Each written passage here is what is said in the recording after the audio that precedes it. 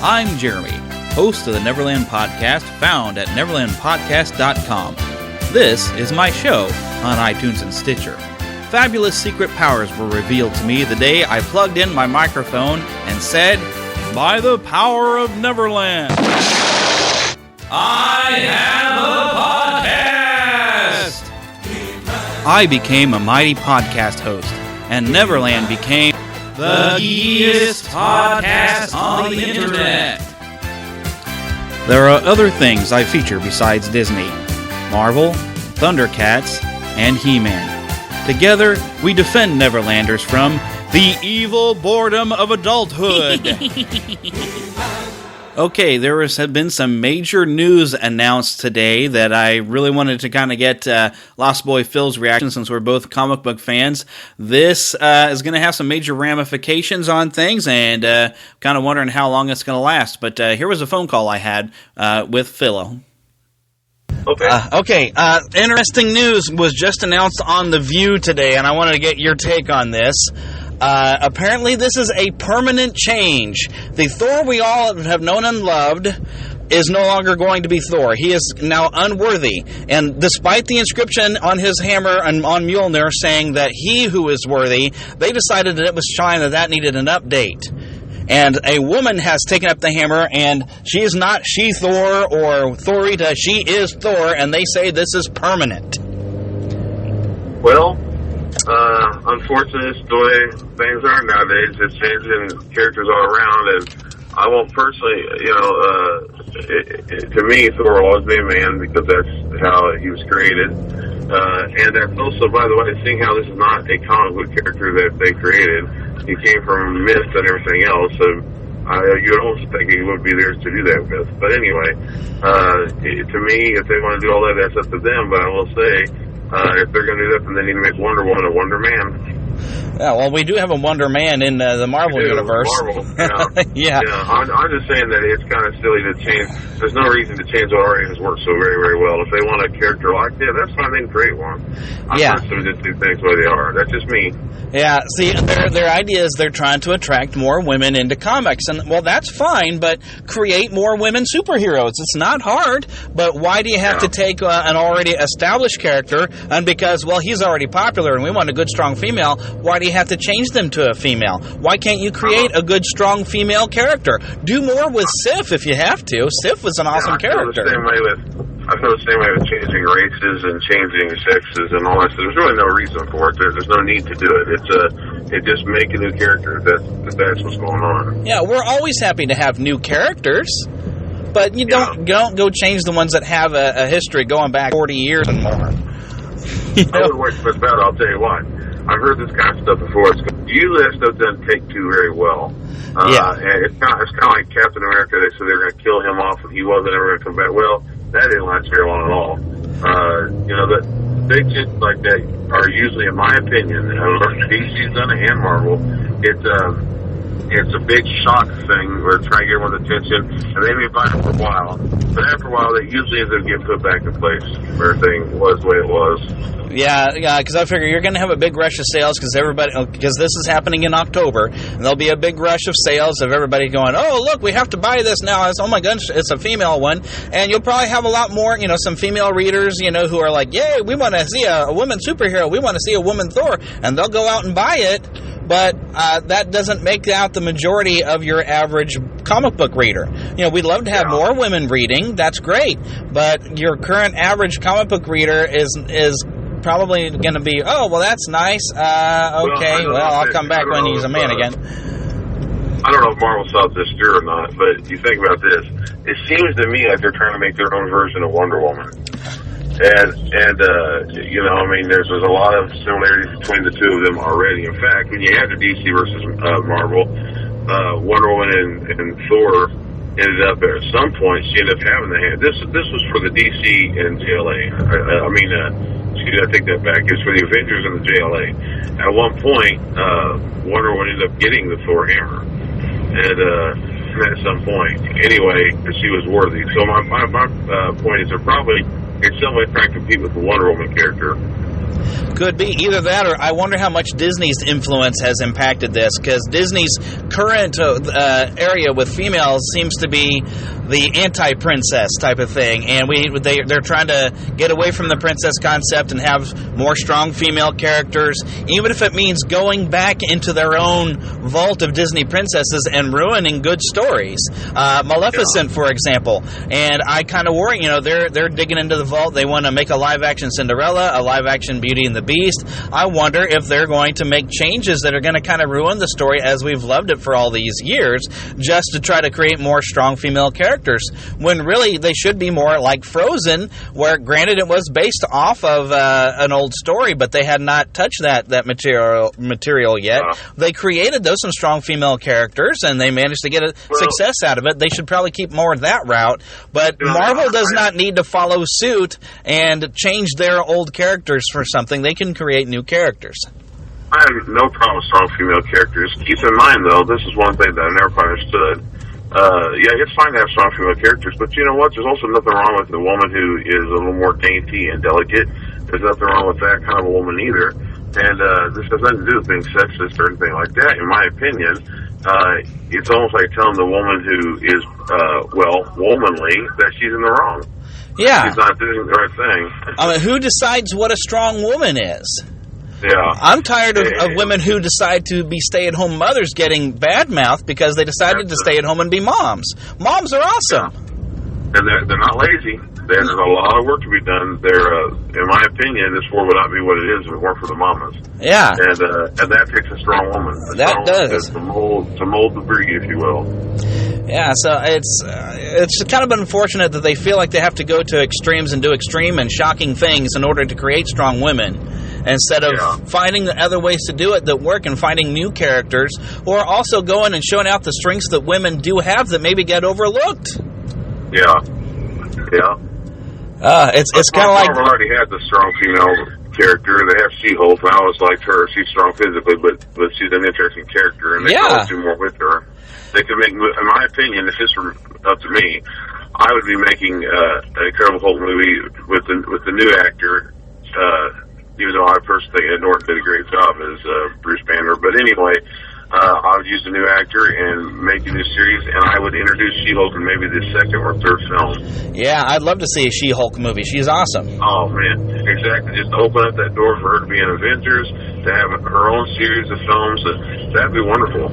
That would be fantastic, and that would not be trying to change a character. That would just be taking a character that exists that maybe is getting tossed under the radar, but is an awesome character. A good example of a female role model. She's a lawyer. She's a hero. Very smart. And the great thing is what I like about She-Hulk, and it wasn't so obvious when she first came around, but in the 90s they took care of this and made it more obvious. But she did, unlike Hulk back then, Hulk was kind of, I don't want to say dumb, because Bruce Banner's a genius, but they made it to where he was so overdrawn with rage that he didn't show his intelligence. He seemed almost ignorant. But with She-Hulk, because it was a blood transfusion, which was from her cousin, he'd given it to her. She didn't get the entire gamma radiation. She just got a little bit of it.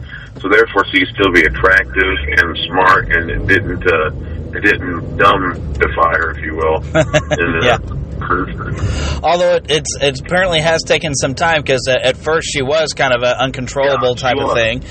She's gotten some help from some technology from some friends that help her to control the change and to keep her own mind. And she's currently, from last I read anything, because they had a pretty good book there going a few years ago I was collecting, she had just decided, you know what, I want to stay in this Hulk form all the time. I feel more powerful this way. I like it.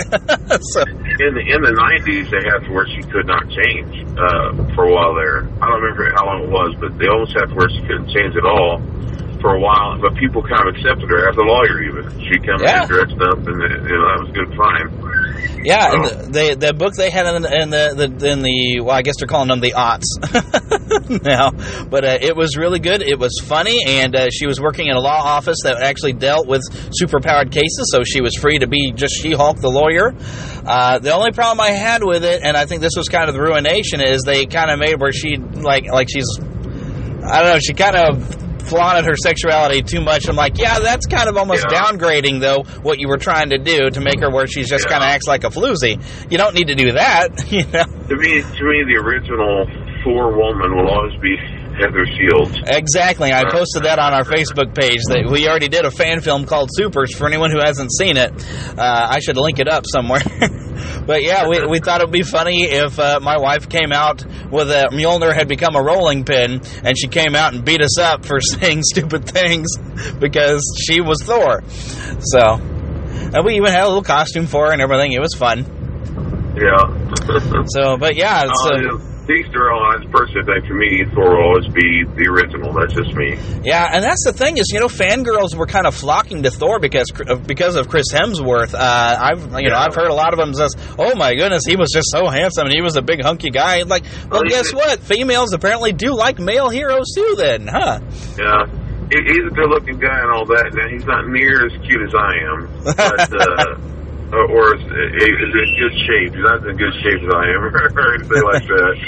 But I still like him. You know, he's cool. He's cool. I like him. He's a good actor. So we'll see what the reaction. Of course, the immediate reaction, I expect they're going to get a lot of sales. A bunch of women who even probably never touched a comic might actually come in and buy it.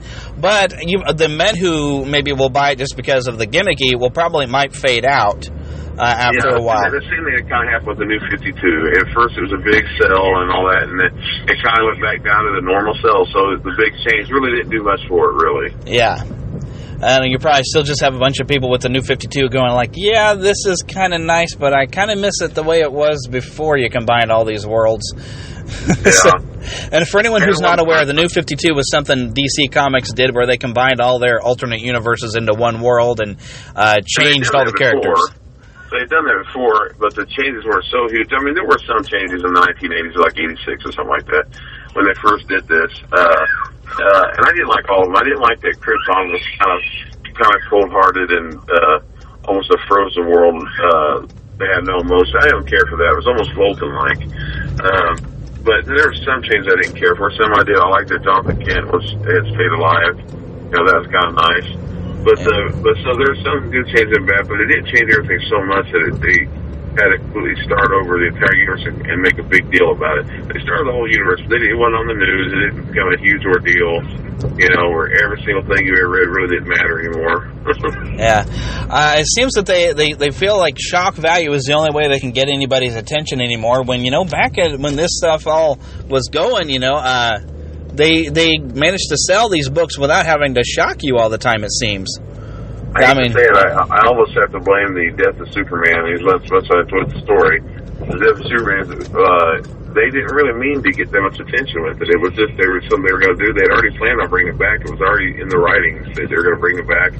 But when that happened, people went nuts. It sold like crazy. It was all over the news. I mean, Saturday Night Live even did a skit about it. And where Sinbad played Black Lightning. Which is funny because that skit was pretty popular. Suddenly Black Lightning came back to the comics again. But anyway, that Death of Superman thing kind of made a whole shock value. I'm not saying it was the first and only one, because before that was the Infinite Earths thing. They had Supergirl die. That was a big deal.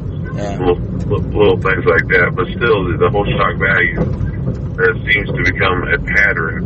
I noticed with DC a few years back, I was deep into it again, and I was in the Marvel too, but because of the shock stuff, it kind of just made me fade out of it, honestly. Yeah, as unfortunately Marvel has followed suit with and they've really done it to Spider-Man fans by having Peter Parker reveal himself to the world with the whole Civil War storyline, and then they went and did the whole Brand New Day where they just wiped out the last 10 years, 20 years of Spider-Man history, and saying, well, no, he never married Mary Jane at all, and you know they rewrote Spider-Man history entirely in order to wipe out that he had ever revealed his identity.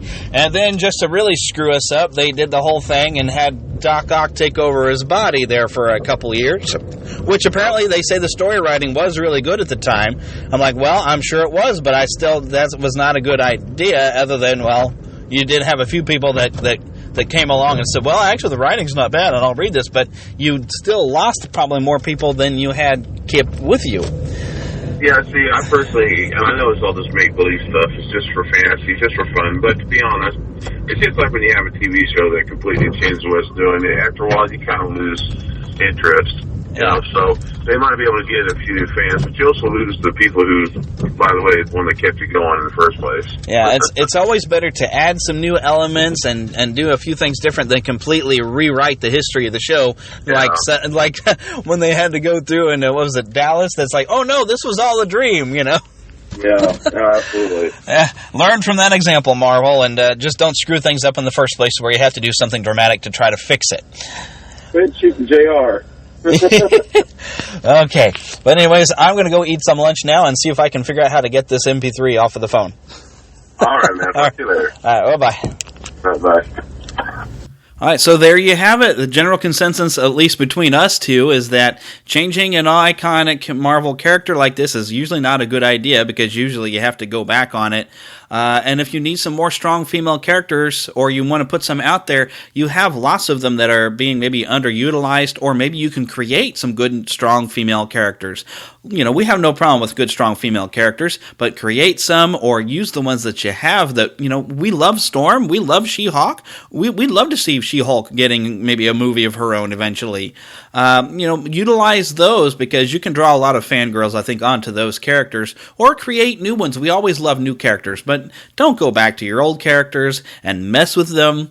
So that's the general consensus we have as comic book fans, and we'll be following up on this coming up in October. I'll probably go ahead and pick up the first issue just to kind of see what's going on. I have a feeling this stems somehow or another from Marvel's current storyline of it's their big summer event, Original Sin, which I haven't been following up on. But I have a feeling that the current Thor's unworthiness somehow stems from some past sin that they're saying that all the Marvel characters have in this story arc for the summer. Personally, I've gotten now to where I just try to read Spider-Man because I just can't afford to follow up on everything these days. But there you have it. Catch us for our regular episode on coming usually Sunday about 2 a.m. I've been kind of catching a cold, so hopefully I'll still have my voice, I'll be able to talk. But make sure you're subscribing on iTunes and Stitcher because that's the only way you're going to hear whenever I have a bonus, whenever there's some big story that comes out like this. But enjoy the rest of your week. We'll see you on Sunday. Off to Neverland. Take a start to the right and straight on till morning.